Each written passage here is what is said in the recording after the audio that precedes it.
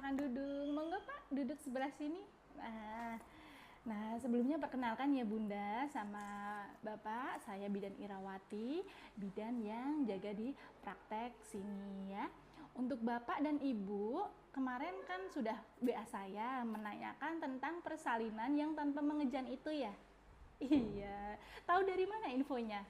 Oh, dari TikTok. Iya, Bunda. Ya, jadi kalau Bunda nanti saat proses persalinan memang benar-benar yakin punya niat ingin melahirkan dengan lancar, dengan penuh cinta, nyaman, minim trauma dan terkhusus tidak pakai ngeden bisa ya. Bisa kok Bunda nanti kalau Bunda benar-benar belajar caranya nanti bisa.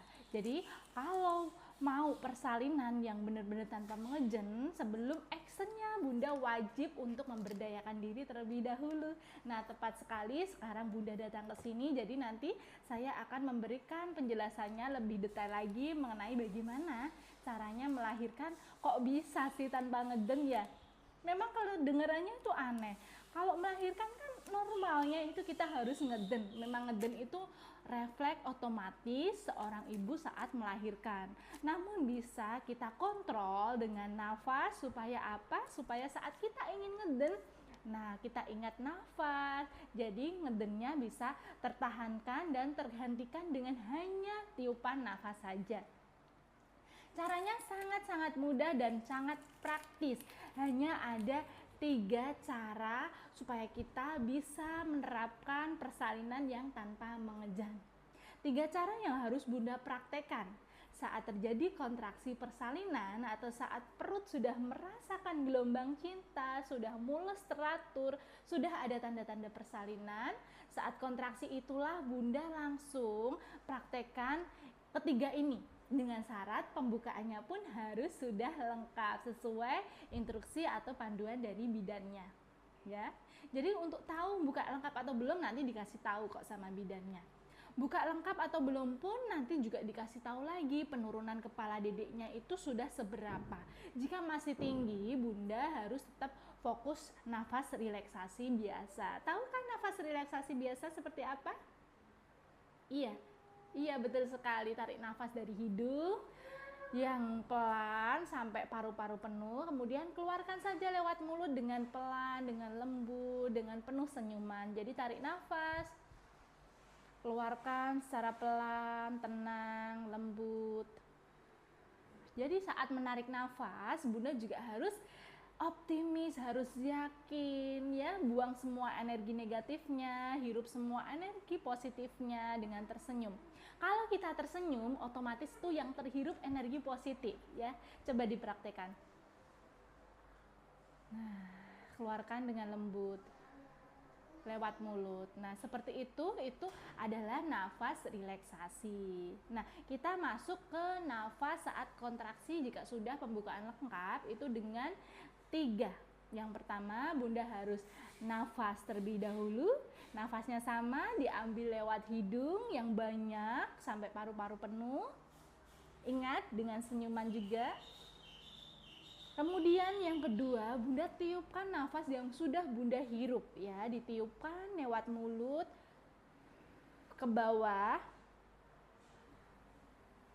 Saat Bunda meniupkan nafasnya, Bunda rasakan kekuatan di otot perut. Perut dikempeskan, kemudian diafragma atau batas antara tulang rusuk dan perut ini didorongkan ke bawah.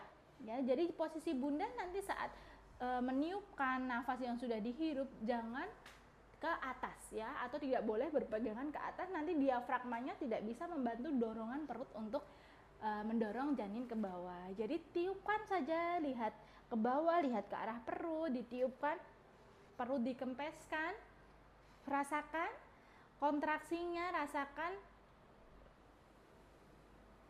kekuatan di otot perut Bunda ya. Semakin lama meniupnya itu semakin bagus, paling tidak 5 detik. Bisa kan?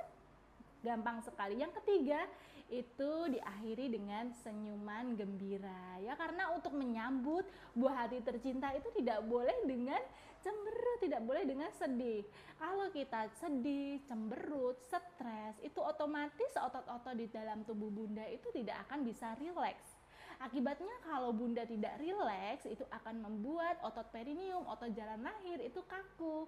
Makanya yang sering menyebabkan robekan jalan lahir itu karena tubuh Bunda sendiri belum bisa menerima rasanya kontraksi, dan pikiran Bunda pun belum siap untuk menghadapi proses persalinan. Bunda tidak yakin dengan kekuatan diri Bunda sendiri. Jadi mulai sekarang kekuatan pikiran itu juga nomor satu Bunda. Bunda harus rileks, pikiran harus tenang, tidak boleh memikirkan yang macam-macam, yang aneh-aneh yang bikin Bunda semakin stres ya. Jalani aja, nikmati aja prosesnya, gelombang cintanya. Bilang kalau gelombang cinta itu datang, walaupun rasanya itu seperti perut mules, itu nikmati, nikmat sekali. Insya Allah Bunda siap nak untuk menyambut kamu lahir ya, nikmat, bahagia, tenang, rileks. Jadi ucapkan kata-kata yang bisa membuat Bunda lebih semangat lagi, karena ucapan dan pikiran itu adalah termasuk doa yang nanti bisa terjadi. Jadi Bunda jangan sampai pesimis atau berkecil hati atau mengucapkan kata-kata yang bikin Bunda jadi tambah down saat proses persalinan ya. Jadi apa tadi Bunda? Yang pertama, nafas, tiup, dan senyum. Bisa kan hanya 3 ini saja saat Bunda nanti terjadi kontraksi. Makanya sering disebutnya ini persalinan tiup-tiup, karena hanya dengan kita tarik nafas, kemudian tiupkan, dan diakhiri dengan senyuman dengan penuh cinta untuk menyambut kelahiran buah hati Bunda ya. Jadi cukup itu. Nanti kalau Bunda sudah ikut kelas persiapan persalinannya, Bunda akan diajarin lagi bagaimana saat proses pembukaan, apa yang harus Bunda lakukan, baik di rumah sebelum ke tempat bersalin, dan jika sudah ada di tempat bersalin, Bunda tuh harus ngapain. Nanti kita saling share ya, nanti Bunda akan kita ajarkan, akan kita beritahu apa saja yang nanti harus Bunda lakukan ya. Termasuk nanti saat sudah pembukaan lengkap, posisi melahirkan itu harus bagaimana, kemudian diajari lagi cara tiup-tiup atau cara persalinan nafas tiup senyum itu harus bagaimana ya. Dan juga selain dari itu Bunda juga nanti diajari secara lengkapnya bagaimana setelah bayi lahir nanti perawatannya ya Bunda ya. Siap? Iya, harus siap, harus yakin. Suami pun harus siap.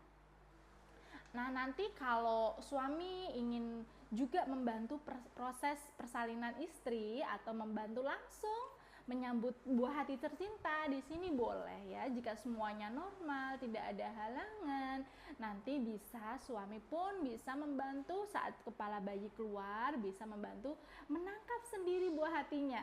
Takut nggak Pak? Pasti kalau ditanya di awal tuh takut, tapi pada kenyataannya tidak kok. Kalau kita sudah yakin, mantap, dan kita sudah belajar sebelumnya, nanti pasti semuanya akan siap. Karena manfaatnya banyak sekali kalau suami sendiri yang menyambut kelahiran buah hatinya ya. Bondingnya terhadap suami ke anak, buat ayah ke anak itu akan lebih intens lagi, lebih rekat lagi ya, bonding antara bapak dan anaknya, ibu dan anaknya, bapak ke suaminya. Jadi nanti dari proses persalinan ini akan terjadi suatu hal yang membuat keharmonisan dalam rumah tangga ke depannya, karena suami akan tahu bahwa perjuangan seorang istri melahirkan buah hati itu sangatlah prosesnya yang sangat begitu nikmat dilewati oleh istrinya. Suami kan bisa melihat secara langsung ya. Beda kalau suaminya tidak menunggui, tidak menyambut bayinya, nanti tidak tahu bagaimana apa saja yang dilewati istrinya saat proses persalinan. Begitu juga nanti kalau bayi sudah lahir, yang memotong tali pusatnya boleh dipotong, dibantu oleh ayahnya si bayi, oleh bapak sendiri yang memotongnya, nanti akan dipandu oleh saya ya. Gitu ya, siap ya. Nanti ketemu saya lagi saat ikut kelas persiapan persalinan ya. Minggu depan boleh ya. Nanti kalau sudah H-1 boleh WA ke nomor saya ya. Baik, sampai sini ada yang ditanyakan? Iya, sudah jelas ya? Baik, terima kasih. Iya, hati-hati ya.